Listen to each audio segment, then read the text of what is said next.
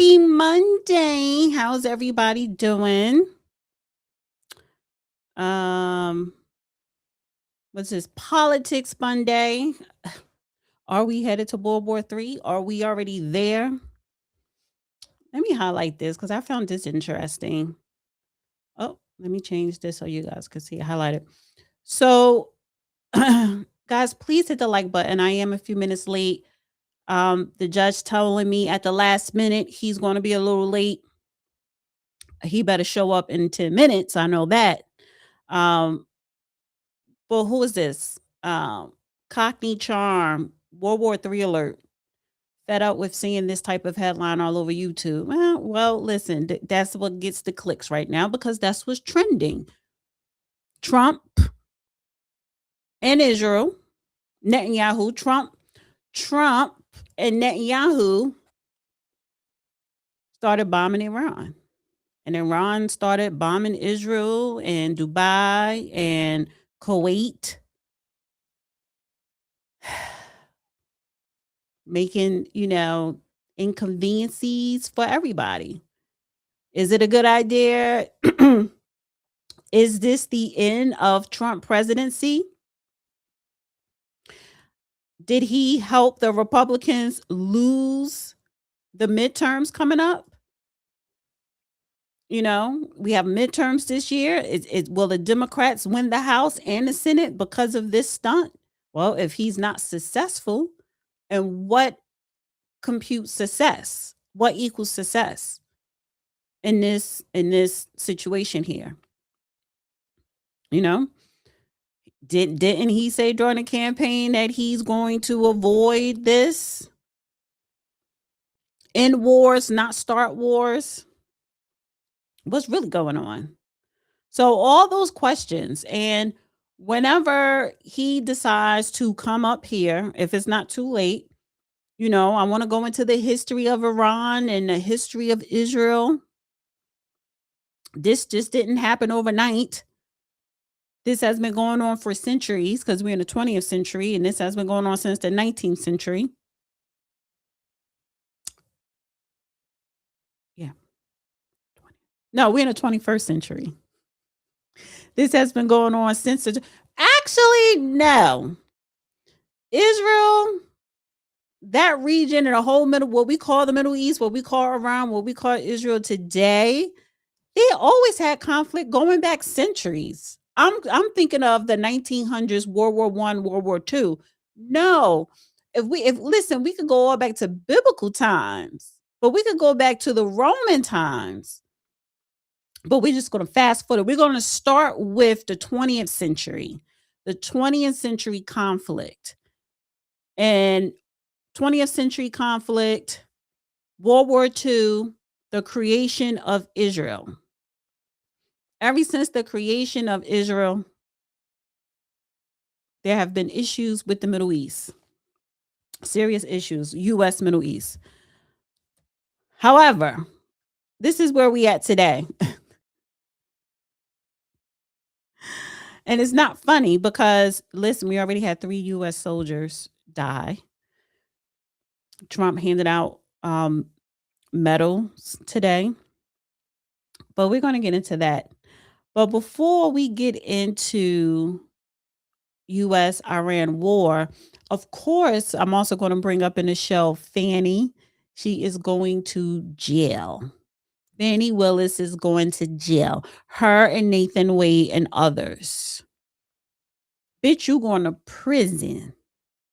And if you don't go to prison from stealing money or whatever, you're going to go for not paying taxes on that $2 million grant that you personally got from the Biden administration without any competition. So that was a personal grant made out directly to you, $2 million from the Biden administration grant, federal money. What you do with that money? Because you have to apply for a grant. Other people apply for grants. So it's somewhat of a competition on who they select to get the grants. But she didn't have to go through that.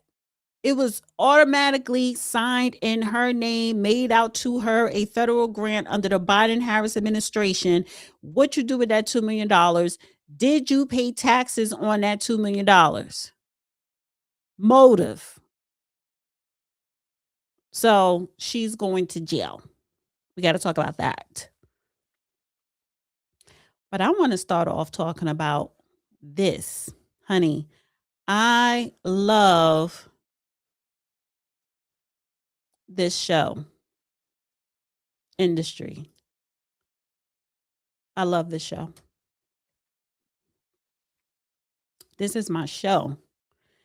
And last night was a season finale of season 4. They're coming back for a season 5, and season 5 will be the last season for this series. And I tell you, because they're in their 30s, late 20s, early 30s, getting money, creating havoc in the financial industry over there in London and England. But I love this show.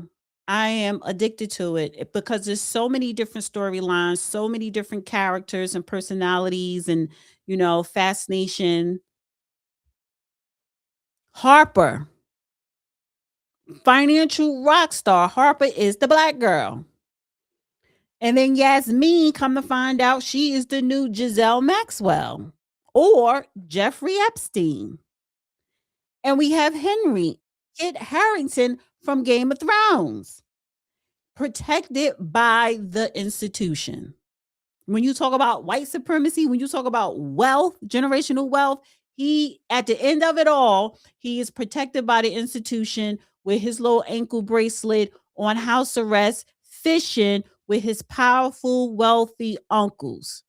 And he's popping his Lutheran pills because he has mental health issues that he got passed down to him from his daddy. His ex-wife divorced him. She's becoming a big-time madam, blackmailing politicians and powerful men with hookers that she control so that she can feel adequate. She's becoming her father, and she knows it, and she misses him, and the guilt of her being the cause of his death. So maybe consciously she figured she could just become him. And what we all thought Harper was the villain comes out to be the damn rock star. She's a survivor. I love this show. I love everything about it. Where you at? In my car, Why? because I've been dealing with the very difficult business of politics. No, you wasn't. You was out I to said, no, lunch. I am. I just left. I had a meeting with several people about some mess that some people are doing around here about trying to exclude people off of the ballot selectively using some technical rules that aren't applied across the board. So we were coming up with strategies and what to do and to deliver some reform to the people in this area, which is badly needed. So it's out and about. We've got an enormous burden to take care of in the next 2 or 3 days that some people dumped on us, trying to keep us under a cloud of red tape so we couldn't do anything about what they were trying to do. It's not a pretty thing, but I think we can get it squared away. And if they get what they want, there's this whole thing of be careful what you ask for. You just might get it because you've got some very mad voters that will get very, very mad. And you've got some political officials, or not really officials, some new folk to the game who really bring something to the table who will be very mad and don't mind whistleblowing. So be careful what you're trying to get. If you're trying to get the wrong thing, you just might get it. You might not like what comes out of it. So that's what I've been meeting about. We've been plotting. So Okay. Let me just fix this here. Well, you told me you had a meeting, but I didn't think you was going to be outside. yeah, well, we had to meet in a place that's central, but let's put it this way, off the beaten path because politics is what it is, and some people are out watching for what's up, trying to cut it off. Big Well, money gets interfered with, and they don't like that. What are we talking about okay, today? We're going so to talk about the Middle East today. right, so several things, and you have please don't drive, just stay where you at. I'm sorry because it's great connection. Oh, I don't mind driving to staying where I am. It's fine. Yeah, no, Not I'm saying drive. yeah, because you have really good connection and the visuals perfect. So we got to talk about U.S. Iran, right? I have a list of questions, um, and I have questions, right? I kind of want to I have questions. I don't know where you gonna start or go with it, but because I do want to talk about what is happening now with the U.S. And Iran war, and of course, I want us to go back in history with Israel, and then I also want to talk about the history of the Iran regime, right? And then we have to talk about Fanny Willis. So that's on the Okay. plate today. Well, So I can streamline this really quickly because the I don't have to do narrative, it quickly. well, I mean, really, the narrative in the discussion is not really on point because that's the one of the objectives is to keep it from being on point because it's sensitive and it's not often talked about. To be candid, there is a very uneasy detente between Egypt, Israel, and Saudi Arabia and the United States. And that is delicate. They don't like what's happening in Iran, but because of the Islamic Jewish thing, they can't be too open about it. The U.S. depends upon them as very strong proxies to offset what the former Soviet Union, now the Russians, are up to, and the People's Republic of China. So there is a play game in there. Now, the Gulf War showed this, the one and two in 1990 and then in 2003. What happens is that there is a support for what we are doing to maintain stability and progress in the area. But if Israel gets involved in something, then what happens is everybody that's nominally sympathetic to what they're doing to control the more, shall we say, radical factions in the area, which are no good to anybody, the more delicate the position comes. So the United States actually, in a political science analysis, steps in and takes the heat so that people can work behind the scenes for us.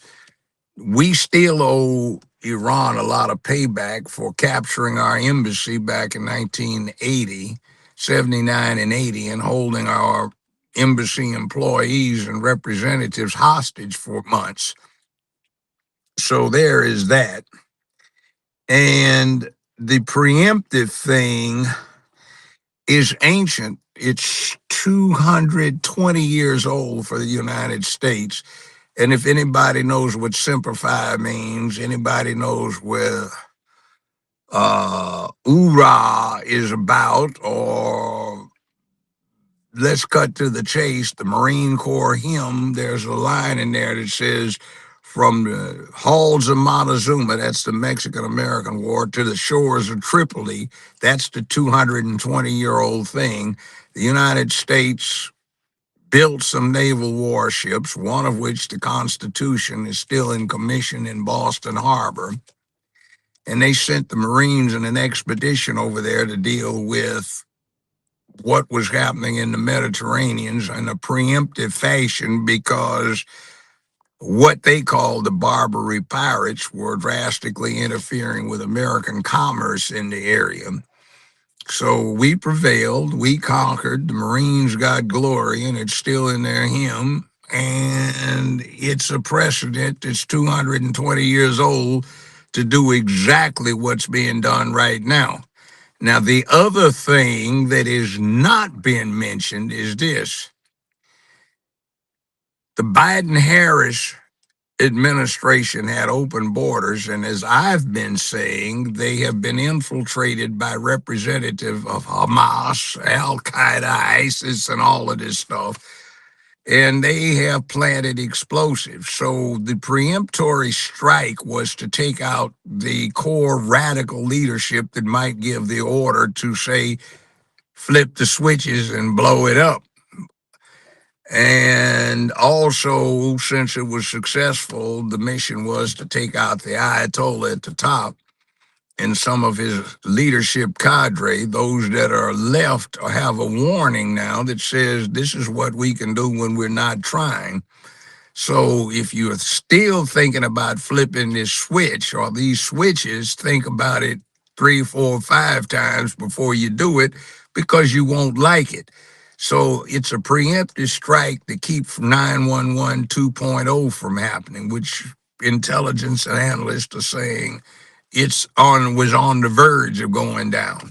So if you think 911 was bad, where 3,000 people lost their lives, what would have been going on would be the equivalent of 911 in quite a few cities at the same time. It would have been a disaster.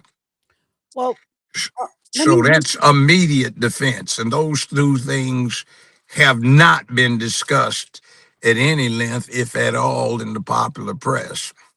So President Trump said the United States and Israel launched major combat operations against Iran on February 28th after the largest buildup of American power in the Middle East since 2003 U.S.-led invasion of Iraq. Trump also called the Iranians to overthrow their government. Explosions were observed in Tehran and at least 5 cities across the country, and Iran's military started retaliating against Israel, according to the Israeli Defense Forces. There were also explosions and siren alerts reported in several Middle East nations where the U.S. has military bases.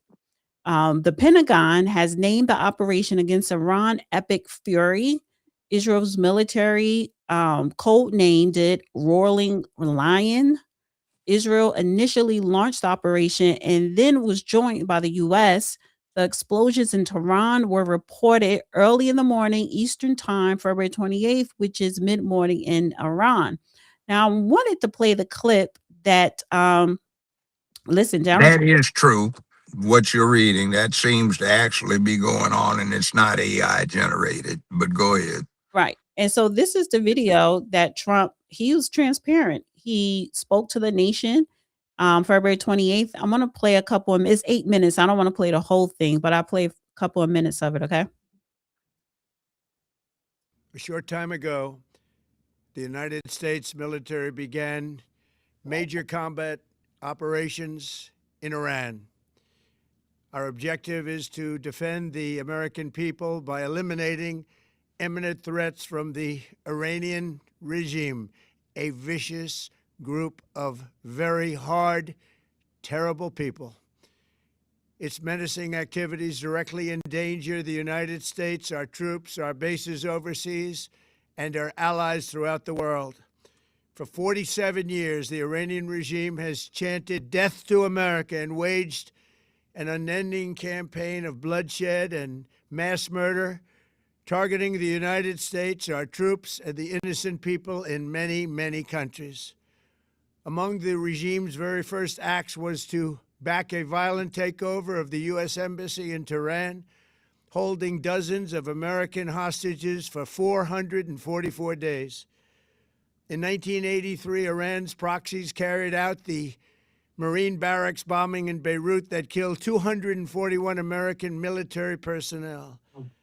In 2000, they knew and were probably involved with the attack on the USS Cole. Many died. Iranian forces killed and maimed hundreds of American service members in Iraq. The regime's proxies have continued to launch countless attacks against American forces stationed in the Middle East in recent years, as well as U.S. naval and commercial vessels in international shipping lanes. It's been mass terror, and we're not going to put up with it any longer. From Lebanon to Yemen and Syria to Iraq, the regime has armed, trained, and funded terrorist militias that have soaked the earth with blood and guts. And it was Iran's proxy, Hamas, that launched the monstrous October 7th attacks on Israel, slaughtering more than 1,000 innocent people, including 46 Americans, while taking 12 of our citizens hostage. It was brutal, something like the world has never seen before. Iran is the world's #1 state sponsor of terror and just recently killed tens of thousands of its own citizens on the street as they protested. It has always been the policy of the United States, in particular, my administration, that this terrorist regime can never have a nuclear weapon. I'll say it again, they can never have a nuclear weapon. That is why in Operation Midnight Hammer last June, we obliterated the regime's nuclear program at Fordow, Natanz, and Isfahan. After that attack, we warned them never to resume their malicious pursuit of nuclear weapons, and we sought repeatedly to make a deal. We tried. They wanted to do it. They didn't want to do it. Again, they wanted to do it. They didn't want to do it. They didn't know what was happening. They just wanted to practice evil. But Iran refused, just as it has for decades and decades. They've rejected every opportunity to renounce their nuclear ambitions, and we can't take it anymore. Instead, they attempted to rebuild their nuclear program and to continue developing long-range missiles that can now threaten our very good friends and allies in Europe, our troops stationed overseas, and could soon reach the American homeland. Just imagine how emboldened this regime would be if they ever had and actually were armed with nuclear weapons as a means to deliver their message. So, did you want me to play the rest of it, or is that No, don't. You don't have to play the rest of it. Let me say this. Um, that's quite accurate, and a lot of people are calling that an exaggeration, but it's not. And those are things that are political, diplomatic realities that have to be addressed that most people don't want to deal with. There is one big problem with this whole mix, and it's caused some great sacrifice on behalf of the country, and it's this. We don't have enough ammunition to really do what's necessary because the Obama administration and then the Biden administration took the money that was allocated for other purposes and used it for social experiments. So our ammo load, our magazine full of bullets is empty. We have the problem with Taiwan looming in the next couple of years that'll have to be addressed relative to the People's Republic of China. And we have some other things in our stock of cruise missiles, our anti-aircraft missiles, and other batteries are running low on ammo because the Biden, Harris, and then before that, the Obama administration cut back production.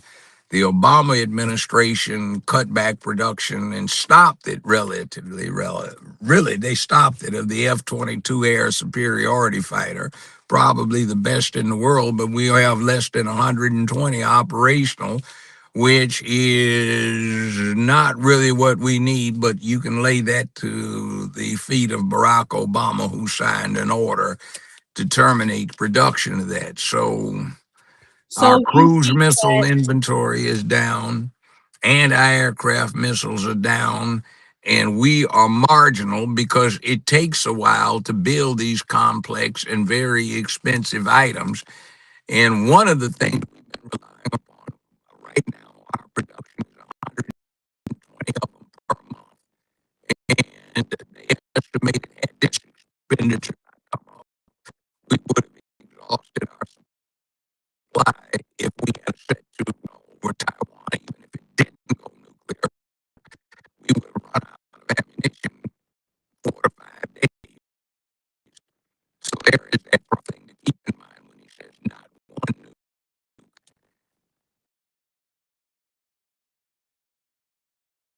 Testing, testing. Can you guys hear me? I don't know what is your audio. Stop. Your audio is off.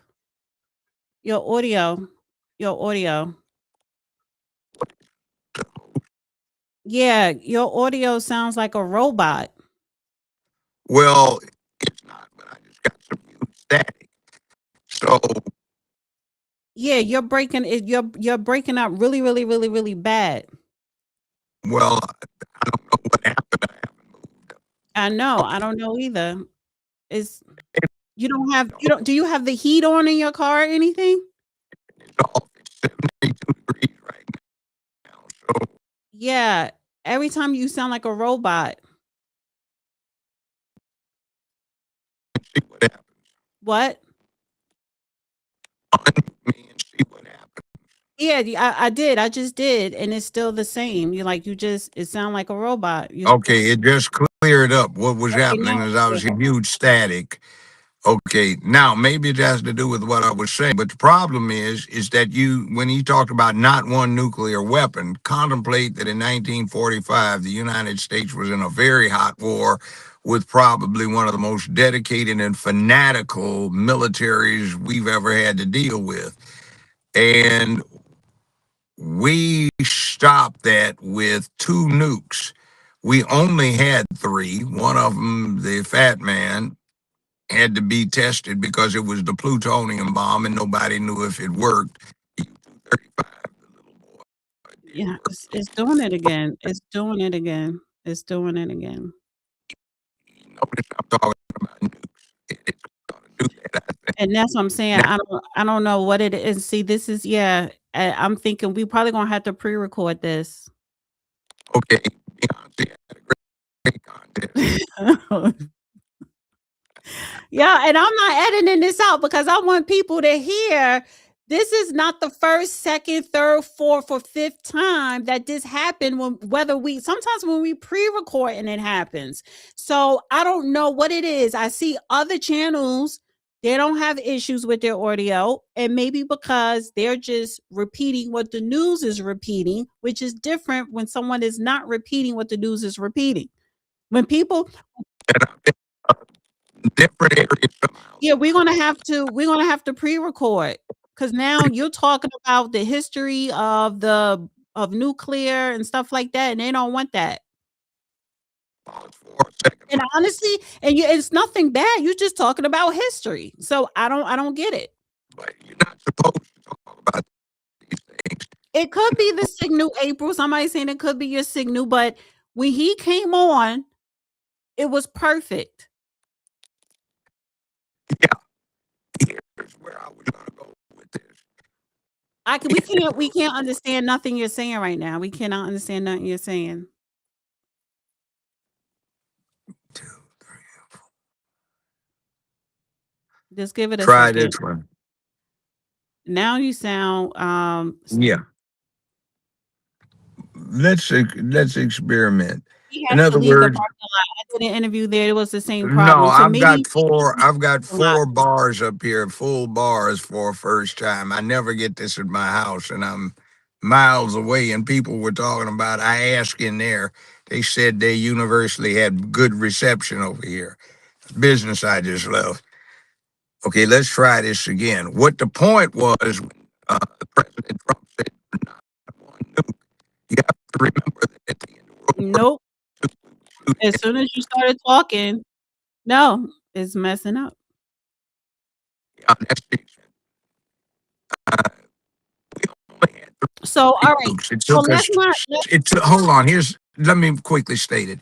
It took us 6 months to build another, but two nukes ended World War II. Do you know the damage that could be done to America with one nuke? See, we can't allow that chance to happen because the effects are so horrible. So that's why he's saying not one. We got a surrender from Japan. you still breaking up.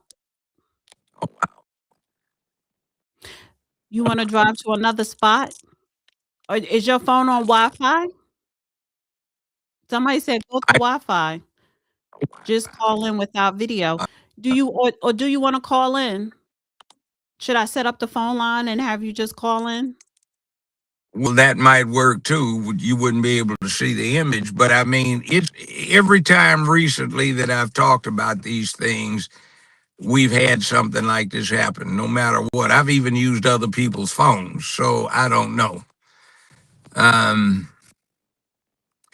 Talk about the something else, and problem. I want to see something. Just talk about a whole different topic. Okay, low politics is getting interesting because it's getting hot and heavy, and some people are looking at this thing as, wow, we might lose a lot of money we've been getting under the table. Is it breaking up now? Yes and no. Yeah, a little bit. Oh, they started it again. I wasn't on my end talking about Yeah, now it started. Try talk about something else other than politics. that. Okay, let's see. It's weather. Its temperature around here is that's 73 degrees, and last week it was in the 20s. Supposed to go back down, but you know, that's an interesting thing. How's the reception now? It's good. Yeah. Now let's get an experiment. Let's get back to this. The U.S. had 3 nukes when it ended World War II, and it took 6 months to make some more.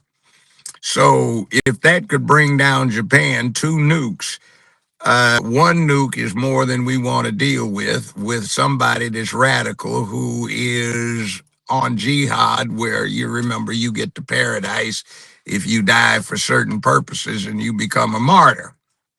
That said,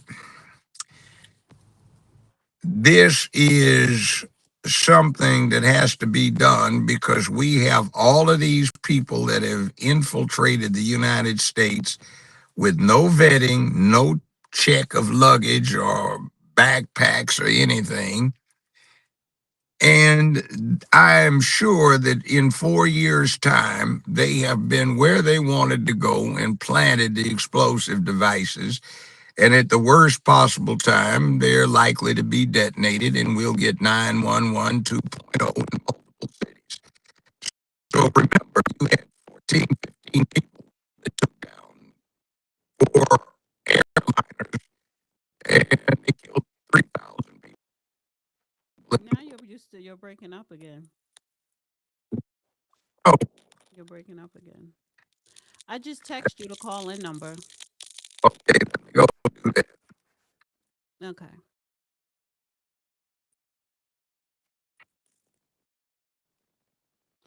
Guys, he's gonna call in.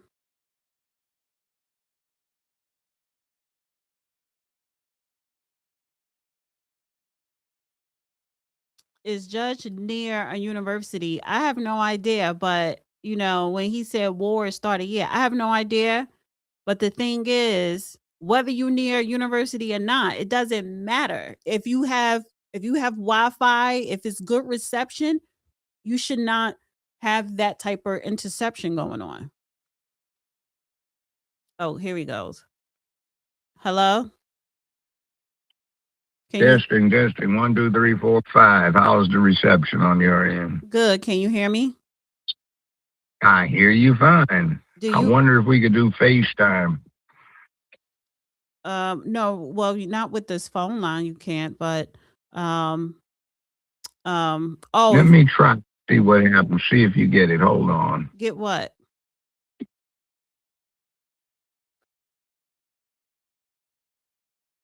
FaceTime so you can see me. Oh, if you FaceTime me and it comes up on my computer?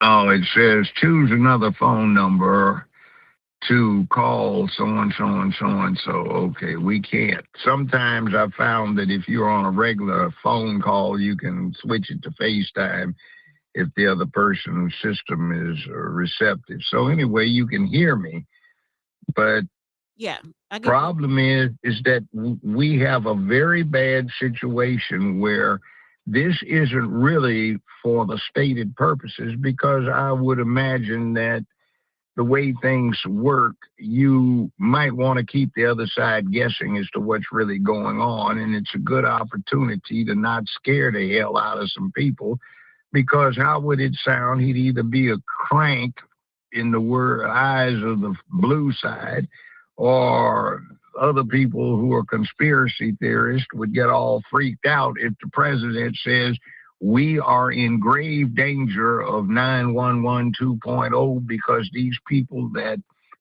Biden Harris allowed in the country have planted explosive devices that we are trying to use ICE and other methodologies to discover so we can get them disarmed or neutralized and not lose many times more of our citizens than happened in 911 25 years ago. The other thing is these people have no qualms about taking life that were the subject of the attack. The Ayatollah himself ordered the slaughter of up to 40-some thousand of his own people just a month and a half ago out of them protesting. Right. That is true. And that needs to be taken into context. So if you're going to kill 30 to 40,000 of your own people, what would they do when it comes to us? So, and by the way, that's in line with the United States trying to spread democratic methodologies around the world. So now the Supreme Leader Ali Khamenei, I hope I'm saying his last name right. He was killed. Ali Khamenei. He's dead. He got killed. Right. And some of his top staff too. See, what you have, Ayatollah Khamenei, the one that started this revolution back in the 70s, died, I think it was 1989. And what happened, the background for Iran was that the Shah, who was the ruler of Iran for a while, had put Iran on a course to westernize and become progressive. So the Ayatollahs were, for religious reasons, badly offended by this blasphemous behavior, and they imposed a religious tyranny upon the country. And one of the things that I saw that was interesting was the Iranian women tearing off their burqas. The other thing that I noticed that was interesting is affairs right here down in Miami, where Jews and Arabic persons are jointly celebrating, because a lot of people did not like this kind of repressive thing, which is what I've been warning people about here when I say there is a cult that is being imposed with the collaboration of the Democratic Party, where if you deviate even slightly from their dogma, you get severely punished. That's why we had such a bad reception just a few minutes ago. Our circumstances, rather than the reception was so bad a little while ago. They want to censor what you're doing, and typical of that side, you blame the others that you're trying to censor for being the ones responsible.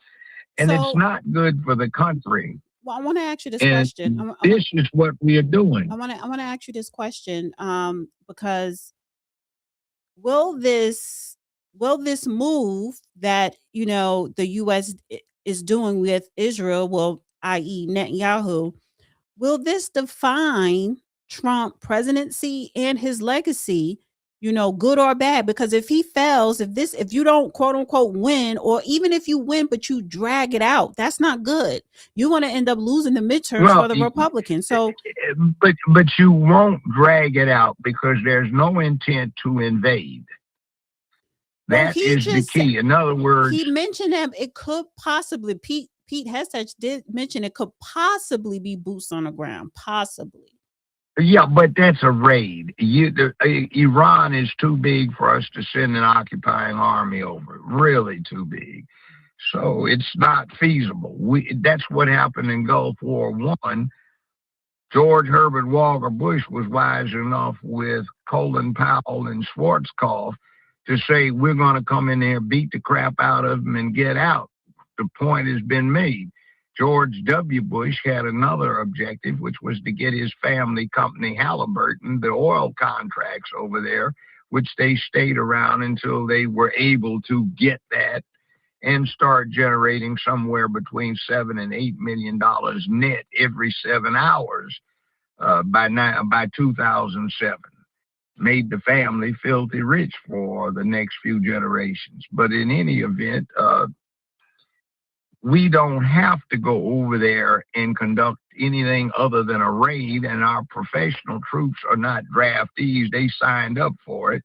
And we've been having small scale raids with SOCOM, Special Operations Command, through Rangers, through Special Forces, through Navy SEALs, and other special units for years. So it's nothing new.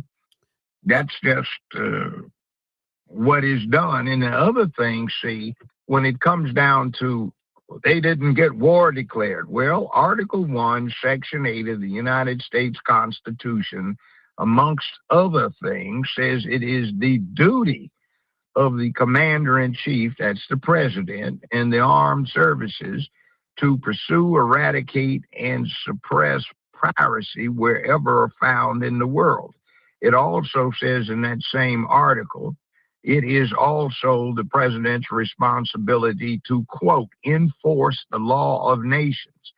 And what is being done in Iran is contrary both to the law of nations as various treaties and diplomatic agreements have attested to.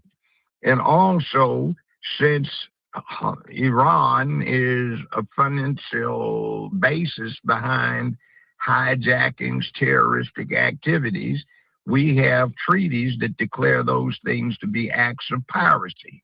The hijacking of the 4 airliners used in 9/11 has been declared by treaty to be piracy. And Article 6 of the Constitution says ratified treaties are part of the supreme law of the land and must be enforced not only by federal but by state judges. So that being the case, we have ample precedent that says what's going on is not your traditional war. It is piracy, or it is already established as something that there is an obligation to suppress through Article 1, Section 8 by international law. So Trump is on all fours doing what he's doing. And in addition, he is actually defending the United States' immediate interest by taking out the head of the operation that could have flipped the switches on these already planted explosive devices for 9/11 2.0.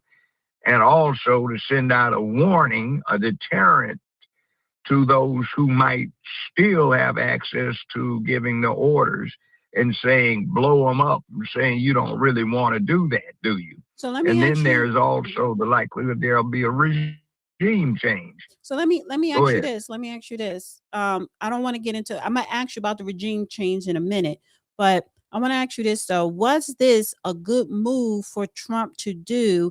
And do you think this will be a victory, for him? Was it a good move?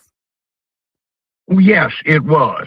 And you know why it was a good move? Because the U.S. for the last 20-some years has been looked at as bluffing, been talking a good game and ain't doing nothing about it since the Gulf War. And that is looked at internationally as, oh, we know what that was. The president at the time and his successor had a financial interest in the company that profited from this. And that's what started because they didn't get the bid for the oil contract, meaning Halliburton. And Obama, Dick Cheney, and George W. Bush were all family related cousins. And their uncle or great uncle Herbie started Halliburton, so they got benefit of that fortune. Right. And the world knows that, though America seems to be unaware of it for the most part. So wait, let me know if you could hear this. Over the past 36 hours. Did you hear that? I heard something. Yeah. All right. Because I want to play this clip here. I want to play this clip. Let me know if you hear it. Boring, and I'm sorry to keep interrupting you, but Did you hear that? I can't hear anything right now. I don't want anything to fall through the cracks. The black budget issues. What black budget? Did you hear black budget issue? Nope, did not. What is the black budget, and what was he looking at, and why should we care? So So we have an overt economy. You didn't hear that. Nothing. How do you not hear that?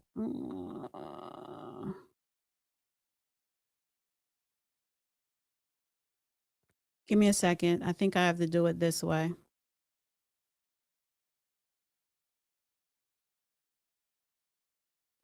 Let me try this.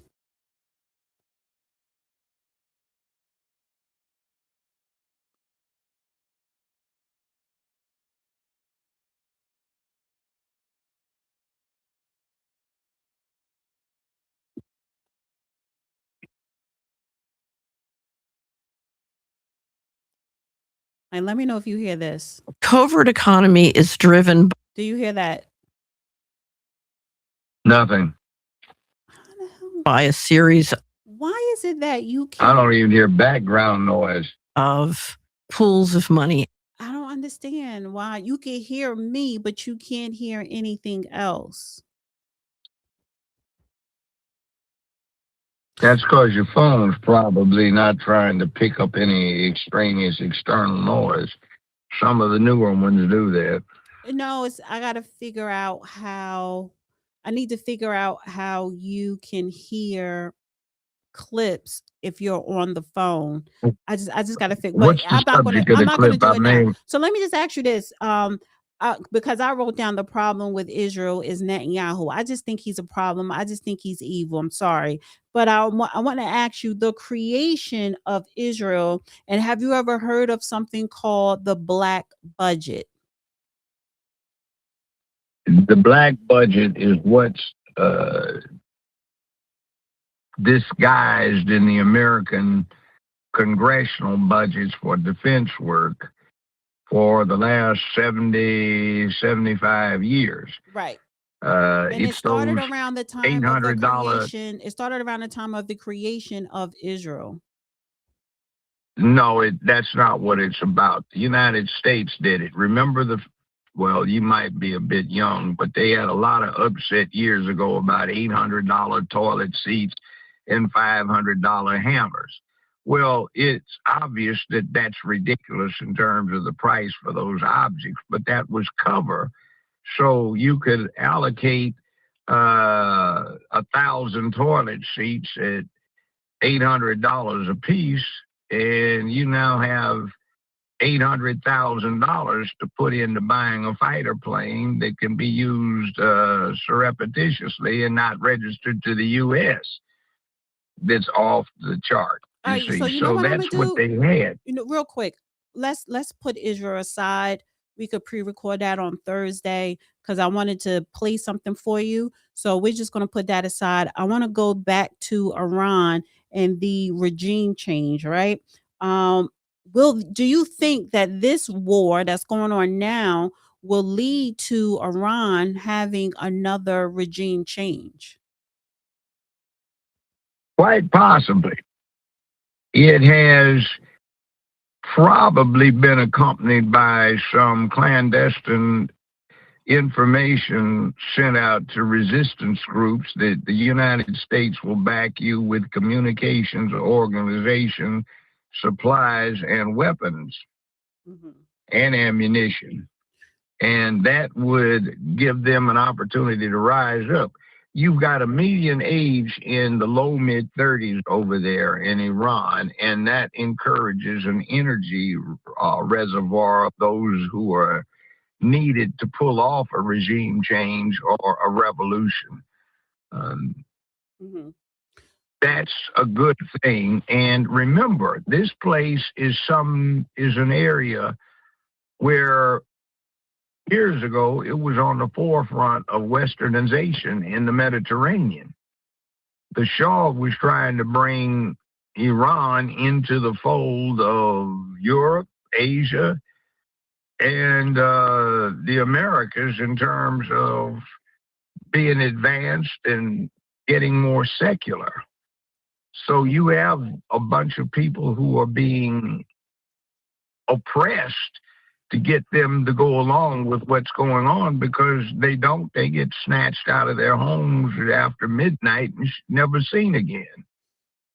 Iran's So, so I want to point to this: Iran's power in the Middle East, because Iran that Iran was supplying Dubai, Saudi Arabia, Qatar, Kuwait, all of those other Middle Eastern countries, with food trade, dates, oil, and stuff like that. So Iran is a major power player and stronghold of the Middle East. So how well, it, yeah, it wasn't supplying Saudi Arabia with fuel.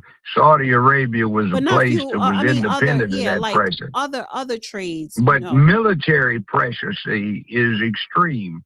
Iran has been a fanatical regime that has been led by religious fanatics, and it has put a lot of its money in weaponry and being able to raise hell, so to speak, without concern with how that may have negatively impacted the citizenry. So Iran is a factor that a lot of entities in the Middle East have to put up with. That's why I said there is an easy, a delicate rather, détente over there where Israel, Saudi Arabia, Egypt, and through them, other entities will not shoot each other because they have a problem that is a worse one with Iran. Now, that being the case, everybody's got a vested interest in keeping Iran down, so we're not offending any of our other Arab allies by doing what we did. They're glad we're willing to take the blame, take the heat, so to speak. Big Brother has stepped in to take the heat. because other Middle Eastern countries or Arab countries were rely on Iran for certain trades, dates, and other things. However, we do business with Saudi Arabia, we do business with Qatar. We do business with them. So I think with the U.S. Israel coming into Iran, going to war, and winning will benefit the surrounding Middle Eastern countries, correct? Because we Yeah, already doing see, business the with them, so they guy, don't have to rely on Iran. the young monarch in Saudi Arabia was not supposed to hold that position. There was another sheikh that had worked out a deal with his father where he was going to be the high king. But that person, by the way, is interesting because he had dual citizenship. He was also a citizen of the United States, born here in the United States, went from kindergarten through grad school in California at public schools. His wife was an American citizen, and so were all of his children. And that person was likely to be the high king of Saudi Arabia, and he also ran the counterintelligence section of the Saudi espionage units. So he, by the way, was the one that was on that airplane that left the day after 9/11 that some were hollering should have been detained. So you don't want to detain an American citizen who's high up in the Saudi government and is running counterintelligence in a fashion that greatly benefited the United States, and who, by the way, had already warned the U.S. that 9/11 was about to occur. So that's an interesting thing. See, these things don't fit in with political drama and political showtime. So they aren't talked about. They shouldn't be talked about. But too many of the pundits and whatever get in with the cliches, the versions that have been intentionally put out there for the ignorant to focus on. And when I say ignorance, I'm just talking about in the technical sense right here of lack of knowledge, information, and understanding. Right. So should Americans, well, no, let me stay over here in the Middle East real quick. The previous regime change in Iran, right? When the Ayatollah came into power. In the early 70s and in the mid 70s and overthrew the Shah. Right. And then so you have this. See, You have the this. Shah was a close ally of the U.S. Mm-hmm. Right. And in Iran during that time, listen, people were living in peace over there. You had Jews, you had Muslims, living amongst each other. Each other, it was no issues. And I hear people saying Iran during that time was beautiful. It's still beautiful, but under that government, under that regime. But then, if it was so great, why didn't the United States step in to prevent that regime from falling? Because they couldn't. Okay. It took them by surprise because they had let their intelligence apparatus go downhill. And you can see what happened when the Carter administration tried to pull off that rescue mission that failed so miserably because the military simply was not prepared to pull something like that off. Most of the aircraft, the helicopters, the refueling stations that were put out in the desert, they all failed to come through because the aircraft crashed, the stuff broke, and it was an absolute unmitigated disaster that probably cost Carter his re-election. Oh, yes, yes, yes, yes, So yes. we don't want that to happen again where we're so ill prepared. The other thing is, as far as the rest of the world is concerned, for the most part, the U.S. has been selling wolf tickets about what it's going to do and never does. Right. Obama drew the line in the sand a couple of times and didn't do anything when it got crossed. So we needed to gain credibility, and a lot of people are saying at last the United States is accepting its position as the world's top and saying we're going to have law and order, and I'm not carrying mace anymore, I'm carrying a nightstick and a large caliber gun on my hip with lots of spare ammo and a 12 gauge in the trunk and a carbine sitting up between the seats. But see, Iran. So let's get it on if you want to get out of order. Iran is not Venezuela or any other country. Iran is fighting back. They struck Israel. They're striking Lebanon, Dubai, Kuwait. So they're not going to lay down easy. No, they're not.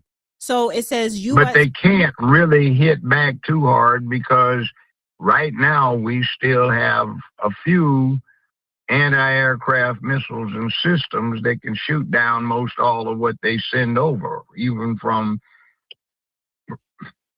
walking speed toy drones that have been converted to carry hand grenades. So we're doing pretty well, but the problem is, thanks to the Obama and the Biden administrations, we don't have what we really need in terms of ready ammunition to keep bringing to the fore.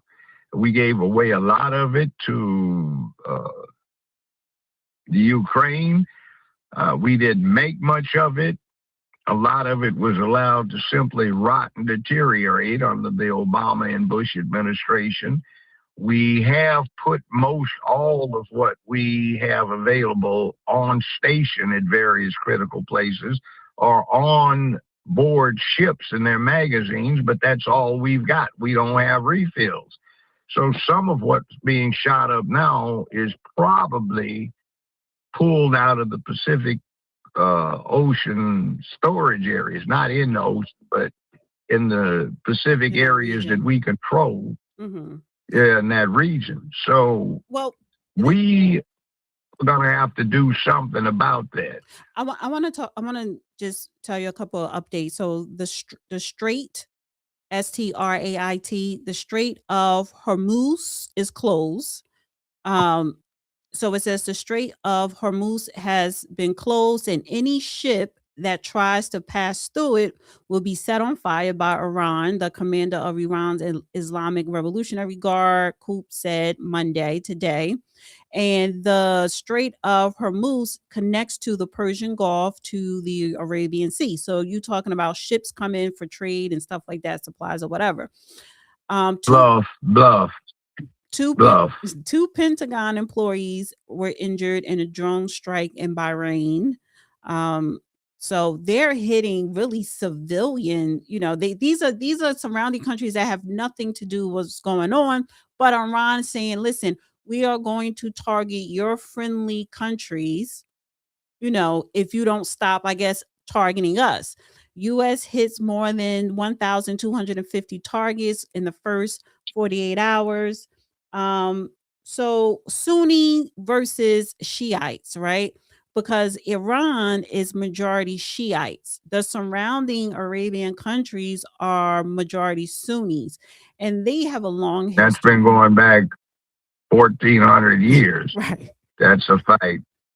So it's long standing. And see, that's another reason why the Arabic countries in the area are not all that upset with what the U.S. is doing. They're getting a sigh of relief. The other countries. See, that Sunni Shiite, that Sunni Shiite thing. So it's been long standing for more than 1,000 years. Right. And there's no way anything can be done about that. That's just like built-in hatred for each side for the other. Well, can we say that about you haven't had Israel? anybody? We could say that about Jews and, and those certain Muslims. The Sunnis are more tolerant. The Sunnis are more tolerant of Israel than the Shiites are. And as a matter of fact, as a pragmatic matter, which we've talked about alliances, Egypt, Saudi Arabia, and Israel are all cooperating under the general direction and guidance of the United States in opposing that, because everybody has a vested interest. That's like looking at a picture from World War II where you see Winston Churchill, Franklin Roosevelt, and Joe Stalin sitting next to each other at a conference looking chummy when they all hated each other, but they were trying to get Tojo, Benito, and Adolf, and they got them. Then you got the Cold War for 45 years following that, where everybody was at everybody's throat. And you had the KGB and James Bond with MI6, and you had CIA. And that's what was going on for a while. But you have to have these alliances when you can pick them up. And if you hold them long enough, look at what's happened between Germany, Japan, and the United States. Just about every American family is either possessed of one or a neighbor has one. Toyota, Mitsubishi, Nissan, Lexus, Infiniti, something made in Japan, or a Volkswagen, an Audi, a Mercedes, a BMW, a Porsche, you name it, made in Germany. Mm-hmm. So from our deadliest enemies, they become our closest friends. Things like that happen. Mm-hmm. We eat sushi, and we like to deal with karate for the manly art of self-defense. And the Japanese like hot dogs, and baseball is now their national sport. So there is an intermix, and probably our closest alliance is with Japan. And instead of the Japanese Navy being our mortal enemies, we have regular exercises, and we have officer exchange programs where American warships have Japanese officers on board and vice versa. And we have joint operations in the Pacific. So that's how close we've gotten. You look at Germany, and former Nazi Germany has the biggest concentration of American troops anywhere in the world, except in some of the bases in the United States. So, yeah, things change. I was going to ask you. So, yeah. Let me ask you this. Well, we know. I haven't heard much pushback from Congress. Not much. So just explain what military powers. You wanted Cruz. Wait, no. You wanted Cruz. What? You wanted Cruz. Say, look, you goddamn fools, this is what you let in. You're about to get all these cities in America blown up because of your bullshit.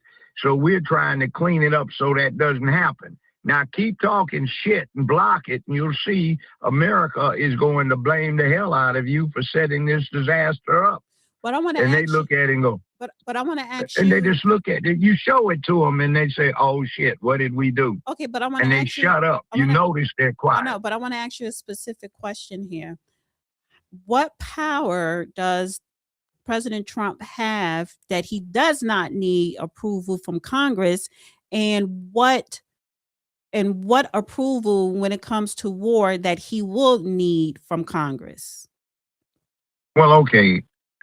The War Powers Act of 1974 has some specific stipulations in there that after 60 days of him sending troops in someplace, it's supposed to be reviewed by Congress. But I just told you there is a 250-year-old, well, not 250, 236-year-old thing in there, Article 1, Section 8 of the Constitution, requiring that the president at all times, one, enforce the law of nations, and two, pursue, eradicate, and suppress piracy wherever found in the world. And Article 6 that deals with ratified treaties being the supreme law of the land, that says hijacking airplanes, etc., is piracy. So when it deals with suppression of so-called terrorism as per Al-Qaeda or ISIS type things, or Hamas, who is threatening to do something to those ships in the Suez Canal area, that's piracy by international law and by American treaty. So he doesn't need any authorization to suppress it or eradicate it, which means pulling alongside and firing a broadside from a super frigate like the USS Constitution 220 years ago, or you use the Gerald Ford super aircraft carrier to launch a strike by F-35s and wipe something out. Mm-hmm. See, we already have the authorization, and if you show it, it's been long established that he can do that. So if it's on the high seas, which we have Iran threatening to do, that's under Article 1, Section 8. He doesn't need a declaration of war to deal with that. Mm-hmm. So, but if he wants to put troops on the ground, does he need Congress approval to put troops on the ground? Well, what do you call the Marine Corps invasion back in 1806 when they took out the Barbary pirates? I believe they call it in the Marine Corps hymn, the shores of Tripoli. Okay. 220 years ago. So it's already been done, rubber stamped, copied, authorized, legitimated, and precedented. Right. Now, because you know what's funny? I really don't think we're going to have an invasion as per what happened with Afghanistan. We might have some effective large-scale commando raids, right. Hit them, kick ass, and get out. So if there's going to be troops on the ground, it's going to be the Marines, not the full army with troops. Well, it might be Army. They have a thing called SOCOM, which is composed of Marines, Army, and Navy types, and they're pretty effective. People are scared of them. Well, he's saying that he estimates this is only going to last between 4 and 6 weeks.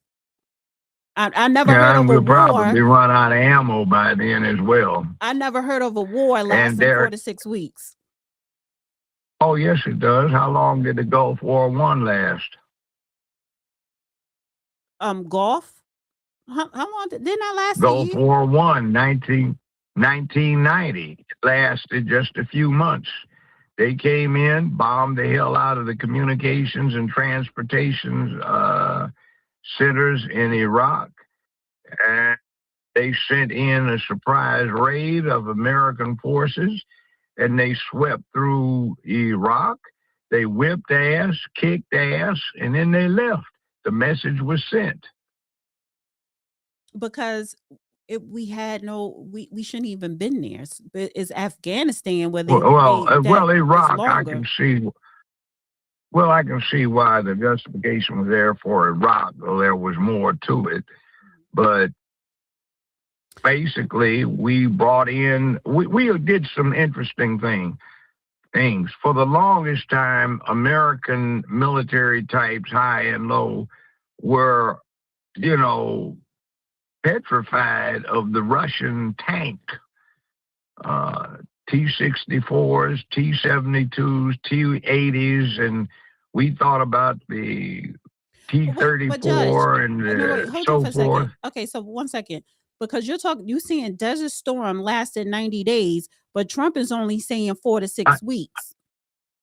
Yeah, but 90 days was slow. It had to be a buildup. We don't need to build up under these circumstances. We don't have to transport M1 tanks from bases in Germany down to Saudi Arabia or places nearby where they could pull off the invasion of Kuwait and wipe Hussein's troops out there and push them back and then do an in-run maneuver through the desert that nobody but the Americans thought was possible because we had GPS then and they didn't.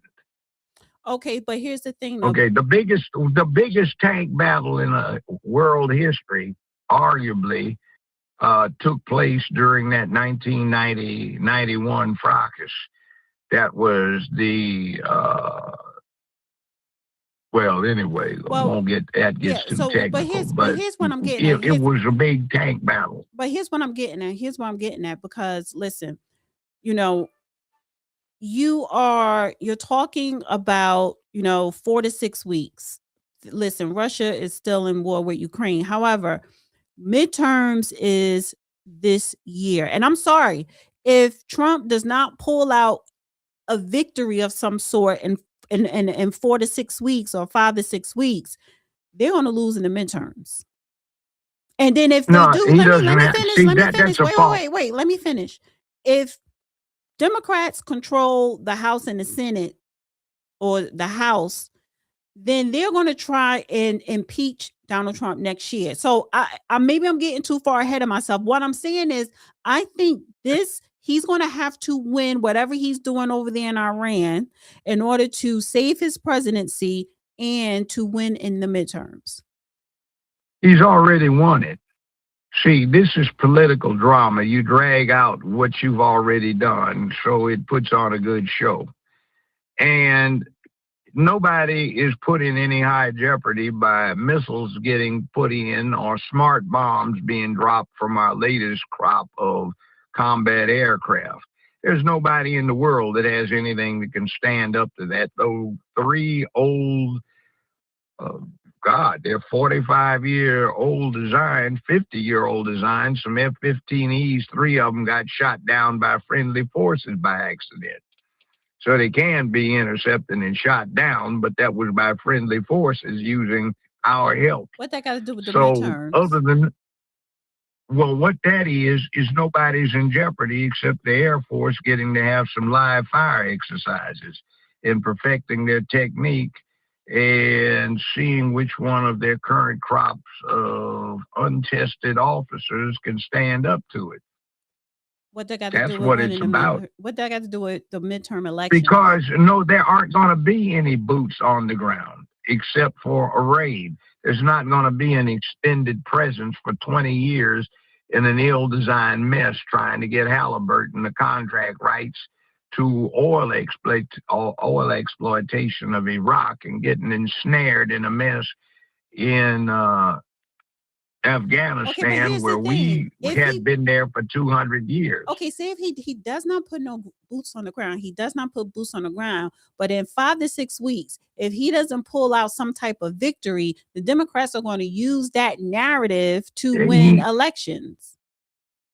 Look, it's called 200 years, 150 years ago, 120 years, it would have been called, quote, gunboat diplomacy, unquote. In other words, you send a shallow draft modern warship with modern cannon on it up a river, blow the hell out of the natives, and say, okay, this is a small taste of what you get. We won't be so polite and nice the next time we come back. And they go, okay, we get the message. You see, that's what he's doing. He's taking out infrastructure. He's destroying the communications and transportation net that they Yes, have I in get Iran. I get all that, but the only thing I'm saying here But that's is, all he has to do. but what only thing I'm See, saying, the if he does not duration, listen, everything that you saying that he's he, trying to do, if he is successful at that he, and don't win the midterms, that all those victories the Democrats will benefit from if they win the midterms and if they win in 2028. they won't.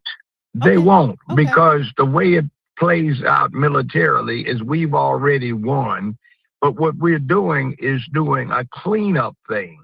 The extended time that he's talking about we are over there is what is a militarily feasible amount of time to blow the hell out of the Iranian communications, transportations, and supply net.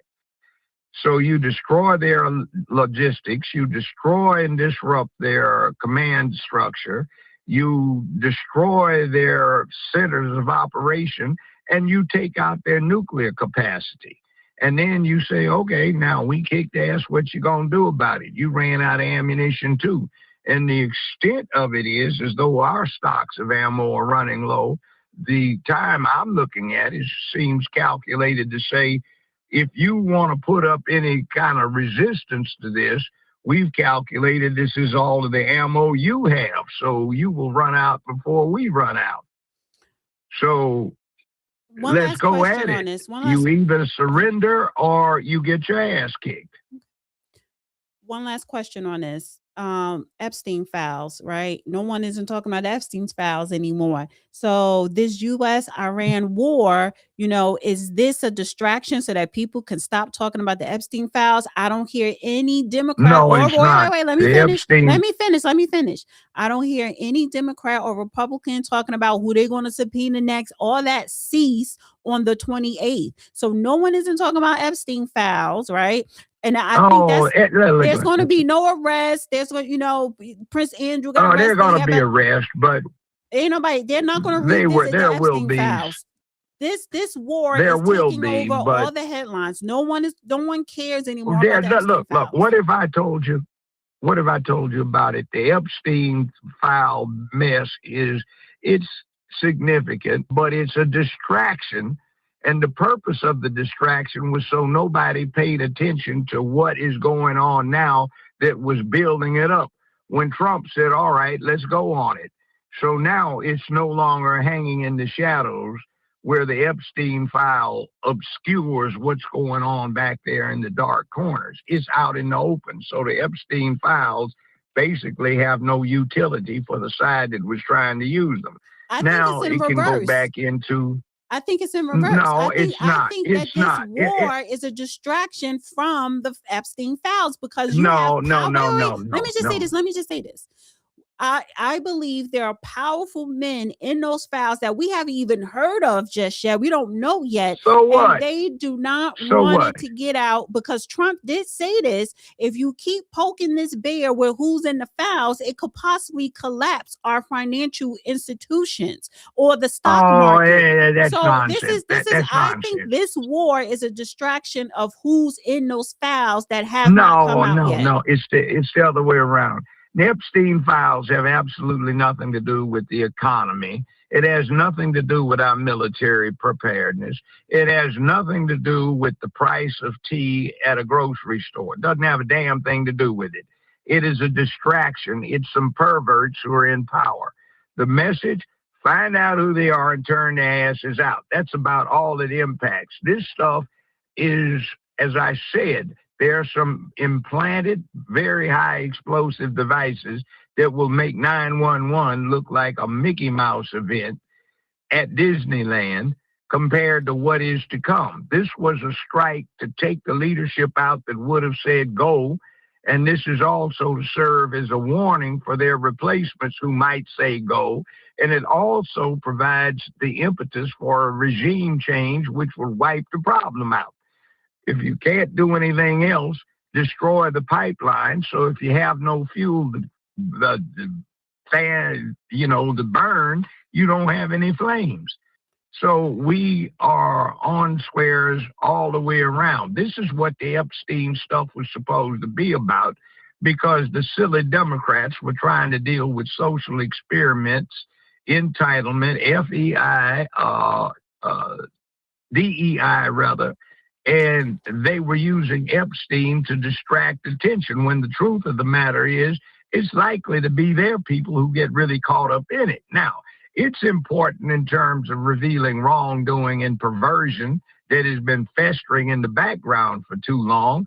But in the scheme of things, it doesn't do anything to alter anybody's life. But this does.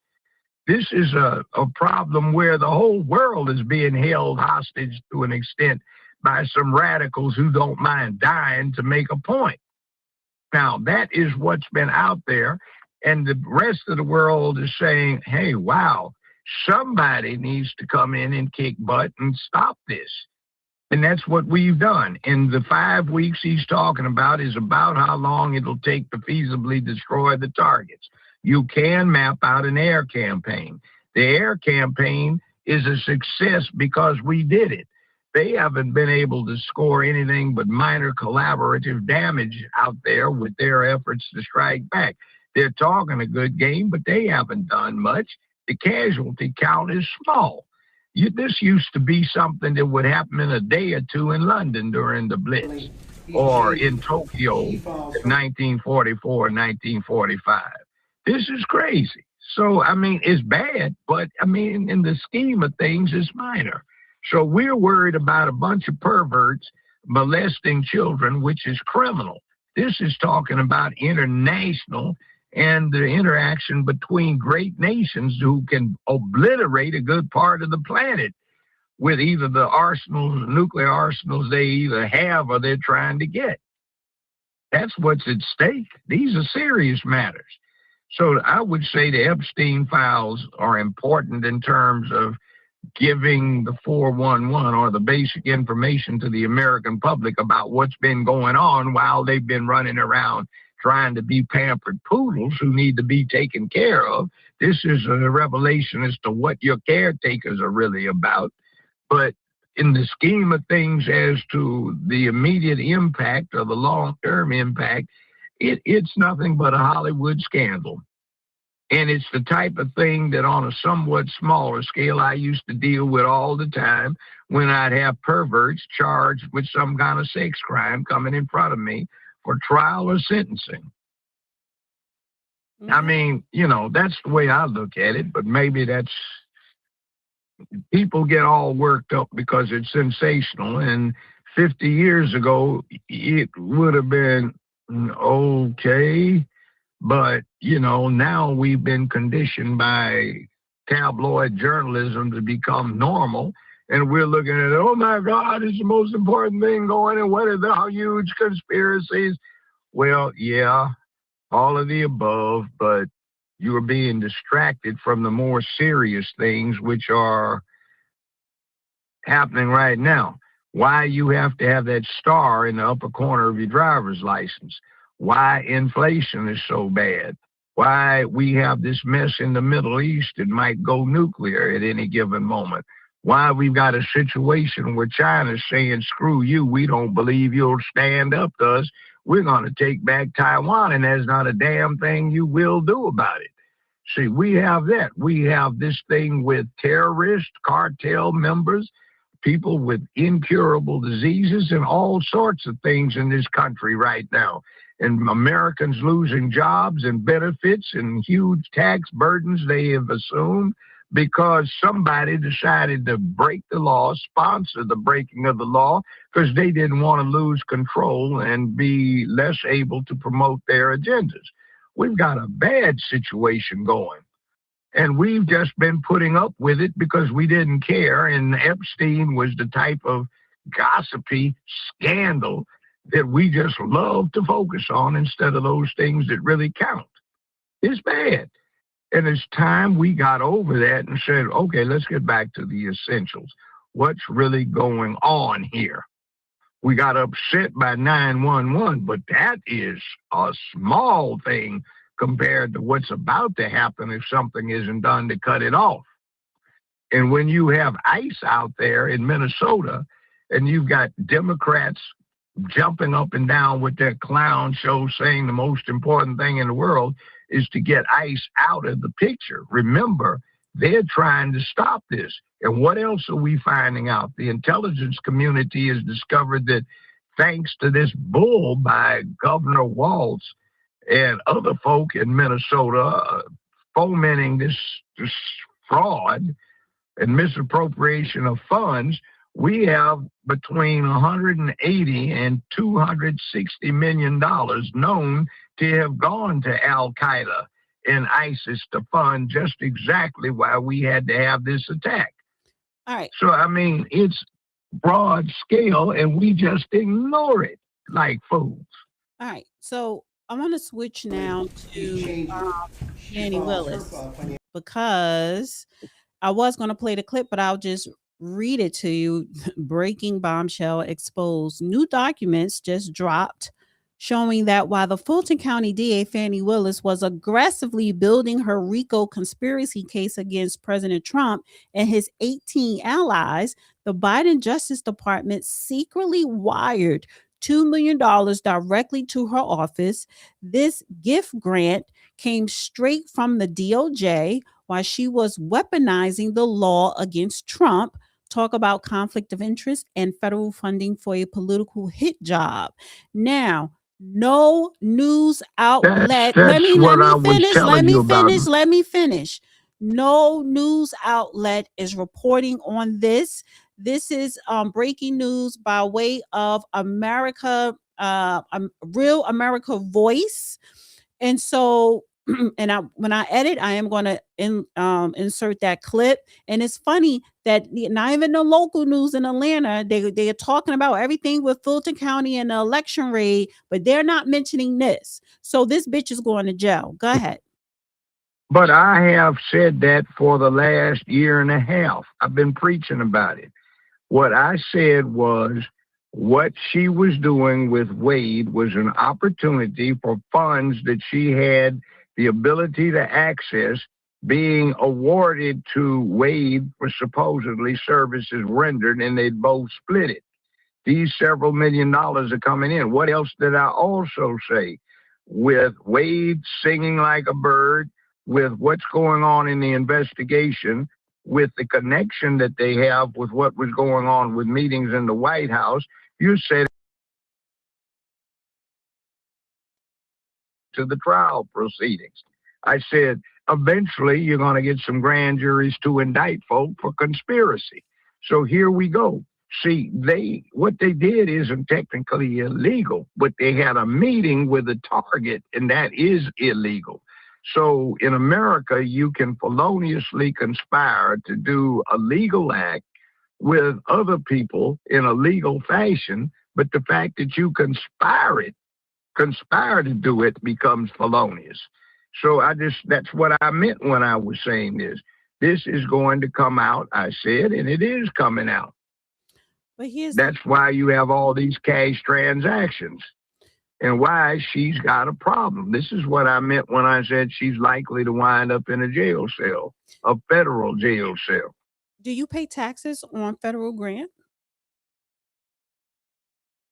If you put it in your pocket, I had cases where IRS pursued somebody because they didn't pay taxes on their bank robbery proceeds.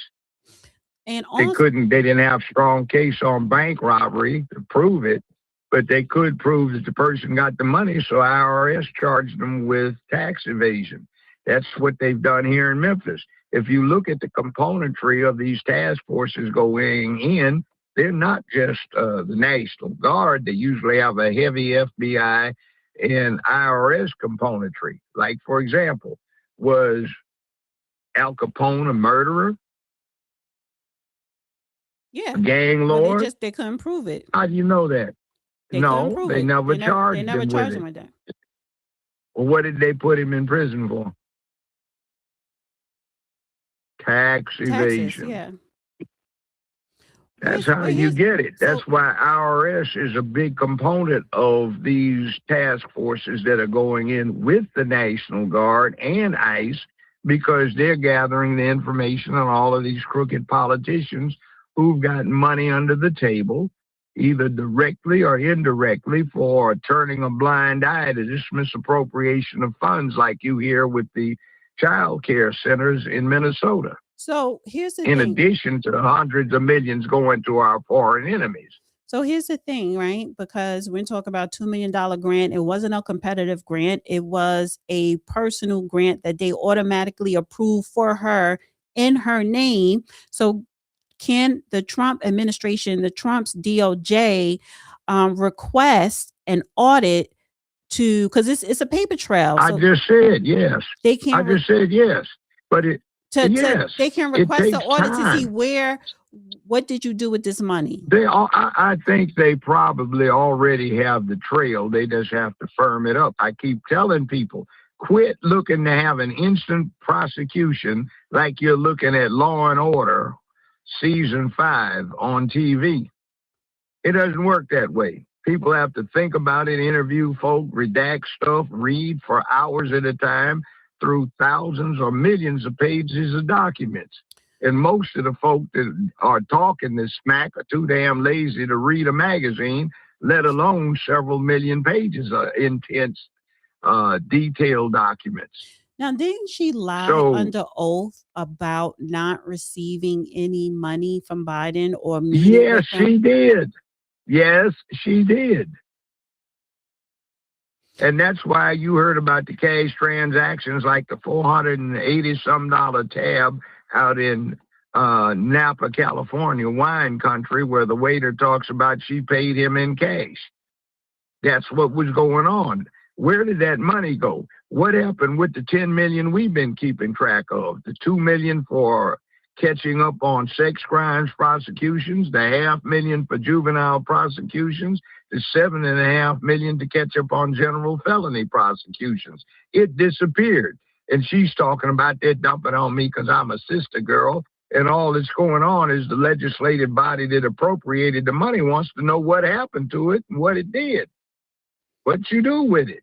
She said, I ain't getting no money. Well, she did. She signed off on it, and now we find that Well, no, was $2 that's million. that money for the Surprised. yeah. That was the money for her office. No, that's not what No, you're missing the point. That's what it was supposed to be for, and that in and of itself is part of a conspiracy. But what she may have done with it is put it in her own pocket, which compounds the felony. And it might have been used to put in a fund where she had extra money to pay Wade, who probably could have submitted a bill for $8-9 million for doing the representation, and she would have signed off on paying it to him. But and it would have come out of that fund. Isn't it weird for you to get a $2 million grant in your personal name? Highly unusual. And it's like, okay, because you couldn't. It didn't go to her. Look. It didn't go to a 501c It didn't go to her organization. like. It didn't. You see, you have to understand. It didn't go to her like, here, just do with it what you want. It was for the purpose, unstated or perhaps mildly stated, to prosecute this horrible president, as they saw it. But what happened is when they sent it to her, she now had a fund she was putting together that she could pay Wade out of. And the way the bill would have come back is payment for services rendered to prosecute this awful president that I got the funds for. But you see, he would have paid her in cash under the table out of those funds. Wait a minute. And she paid Wade, wasn't it $800,000? Close to $1 million. Almost, so far that we know this documented. And it could have came out of the two. She probably could have paid him up to maybe $8 million by the time this was all through, had she not gotten on the stand and run her big mouth off and forgotten all about the Fifth Amendment. Right. That's why it's a lot of times it's important for you to just plead the Fifth and shut up. Good lawyers tell their clients to shut up. She thought that she could go in. She thought that, well, I'm a DA and I'm going to do what I want to do. I know, but they tell me what I want to do. And, you know, I'm a sister. You believe your own rhetoric. I'm a sister gal. They can't prosecute me or burden me because I'm sister girl. You know, they Well, just she's picking saying, on me. yeah, they're picking on her because I'm black. I'm a black woman in a powerful position, yada yada yada. But you took You're money, just stealing, right? allegedly. Just Allegedly stealing. you took money and you paid your boyfriend. You know, had him work on a case, paying him, taking him on vacations. So And you had $2 million that you could have put earmarked specifically to pay independent prosecutorial staff. She had the authority most likely to do that. And you can bet it would have gone out to him in addition to what she was going to build the state without anybody being able to gain. So see, there was nobody had to approve her expenditures. right. She signed off on it. He was getting it, and he was giving to her, allegedly. That's how it works. So what happens next with this new bombshell information with the $2 million grant? It's not bombshell. It's just they have known about it most likely, but it took them a while for everybody to complete their literal homework assignment. Remember in college when you had to write a paper? So what is the next steps? What's going to happen now?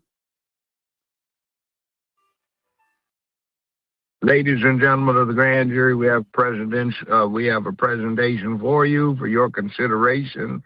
The government has drafted a proposed true bill of indictment on these particular counts, on various counts, that we would like you to hear the evidence in support of. Remember, you're not here to find the guilt or innocence of the accused. You're merely here to determine whether or not probable cause is likely. What is probable cause? That is, when you hear it, you are more inclined to at least believe that a crime is likely to have been committed.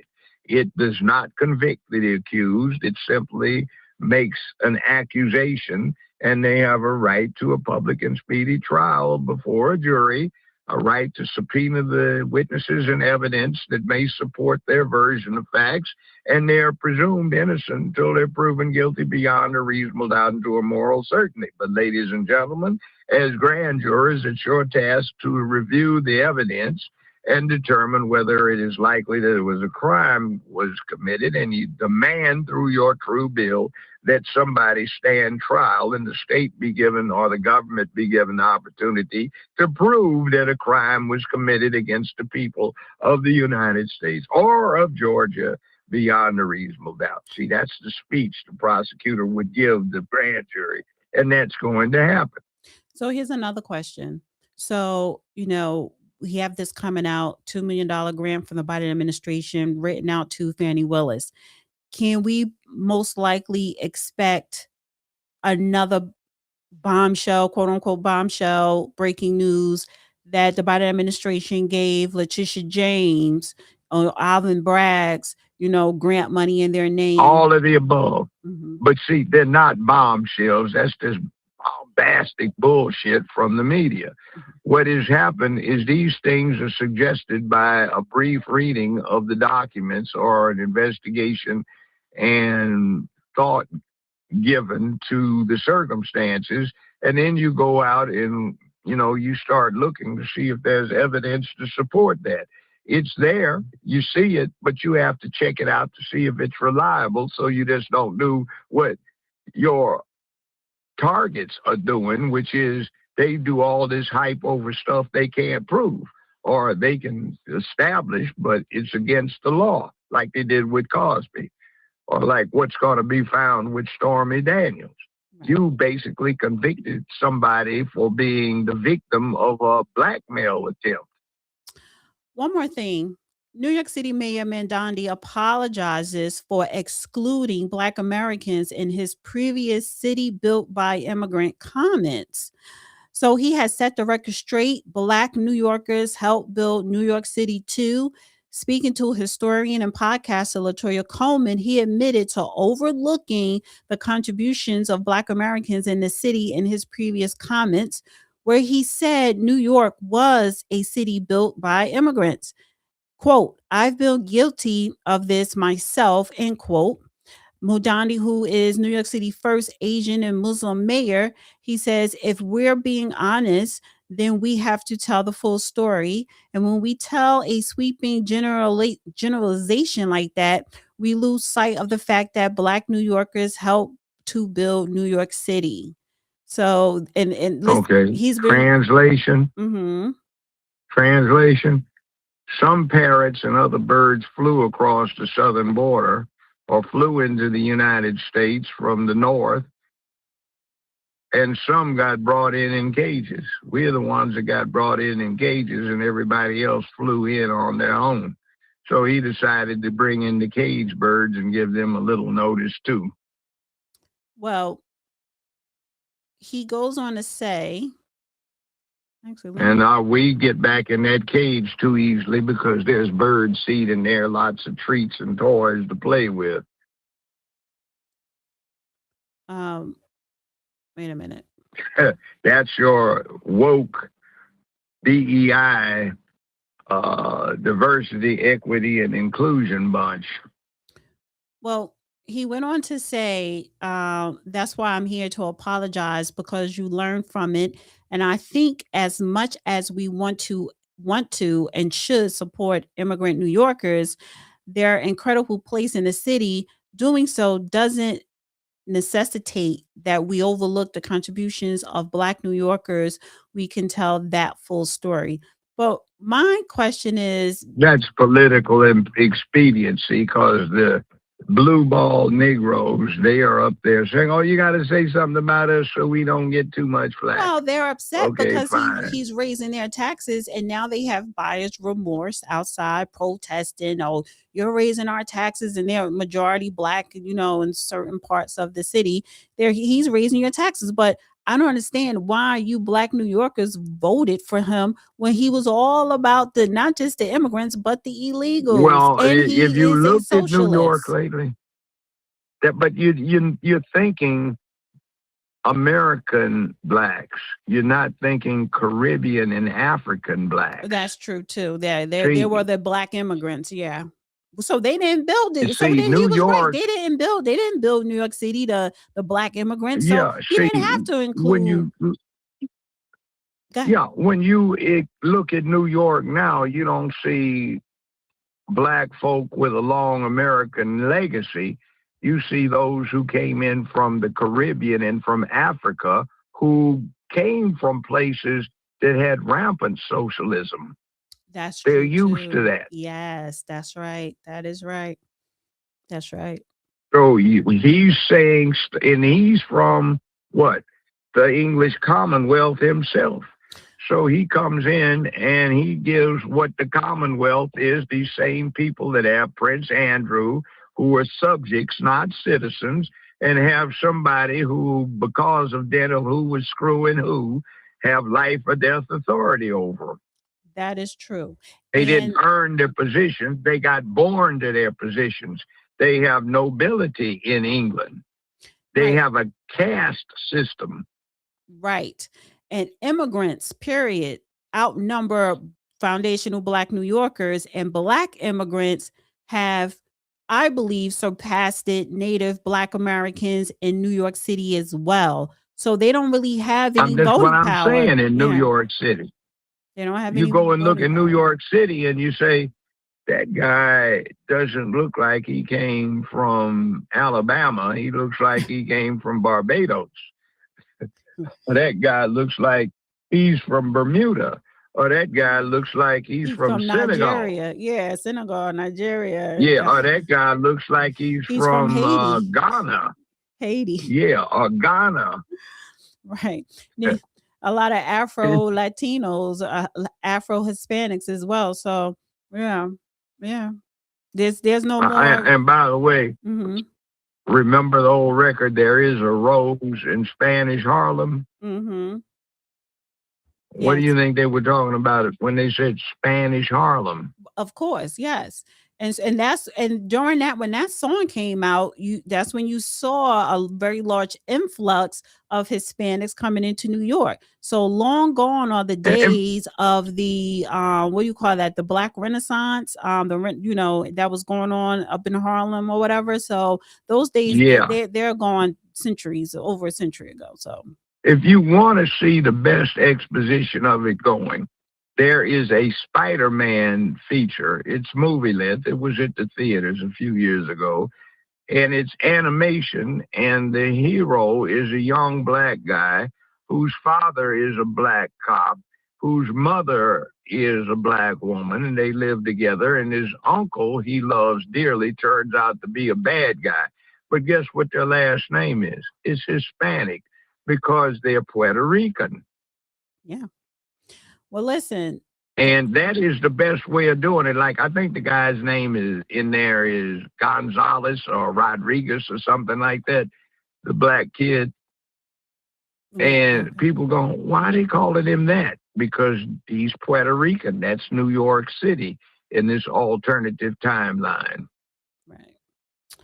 Well, listen, Judge, I appreciate I you mean, nothing calling. against them. They make fine Americans, but Mhm. they've got a different way of looking at the world. Right. So you It's open your city up to they see. Look, New York became New York because of high finance, business transactions, big deals, and all of this stuff. And these people came to where the action was. And now, by what they're doing with Mondani, they're trying to run why New York is what it is out of the city. These people can leave. They own places in Florida, Switzerland, Brazil, and Rio, and all kinds of places. In Aspen, Colorado, they can leave. So you're talking about what are you going to hell? All you got to do is transfer the business and get the paperwork done, and you can say, screw you. Now you can't tax me. I don't live there. right. Or my business doesn't go But here's through the there. thing. And what are they doing? They want to make money like a capitalist, but they want to live and receive things like a socialist. And you can't really have it both ways. Well, that's here. what they had in Britain. See, in other words, the socialist medicine thing, the socialist welfare thing, that's what they have in Bahamas. That's what they have in Jamaica. That's what they've got in Barbados. That's what they have in South Bermuda. America. You name it. Mhm. South America, that's what they have in Costa Rica. That's what they have all over the place. Nigeria. And in Nigeria, they steal so damn much that that's a way of life. Right. That's normal. And everybody gets a bribe. Because their government still and the people still, and they don't have a middle class. You poor or you well off. That's it. So Yeah, and if you want something done, it's going to cost you a little what they call dash, spelled DASH, to somebody not even under the table for letting you speak to the person you have to speak to. Or, hey, I'm not going to block you, so what do I get out of it? and So everybody Nigerians, gets a cut of the action. they are known for putting people on the wall and shooting them too. So Yes, they are. And Yeah. they will soon be the fourth largest country in the world. yeah. Bigger. That's big. Well, thank you, Josh. I appreciate you calling in. Oh, honey, I'm no longer going to blame it on Wi-Fi. I think they really interfering with certain things that we're saying, especially when you start talking about the nuclear this, blah, blah, blah, blah, blah. Yeah, I don't know. So, but the phone turned out fine. Everything else that I wanted to bring up, we're just pre-recorded on Thursday. So I appreciate you calling in. Yeah, but I'm miles away from my home right now, so I'm not even on that Wi-Fi system. Right. And I've got full bars on 5G right this minute. So yeah, so again, that's what I'm saying. You're not home, you're somewhere else, and we still have interference issues. But I mean, it is what it is. I still think the show turned out good. So thank you. Appreciate you. Okay, you're welcome. Now let me get back to the skullduggery Okay. and the requirements of politics. All right. I'll call you later. Bye. All right, bye. You are the last party in the conference. Shut up. Line muted. What is this? Hang up. All right, guys. Listen. Thank you, Sylvia, for the super chat. I didn't tell nobody to hit that like button or share. It doesn't matter. No, not today. It doesn't matter, but it does matter. But please share this video, like this video.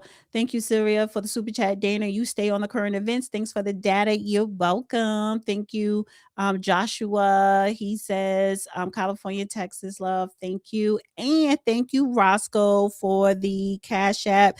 Keep doing what you're doing. Blessings. Thank you so much. Appreciate you guys. Appreciate everybody. Listen, it was a little unorthodox because we had some interference, Judge be going. He's not seeing anything wrong. He just likes to give you the history of whatever the topic is. And we should learn that. But it was some interference. I don't know. Maybe it's somebody in Fulton County or Democrats, or maybe some I don't know. Maybe it's designers, I don't know. But he called in and it went smooth. I kind of like the call in better. Views started going back up when he called in. So I think the show turned out good.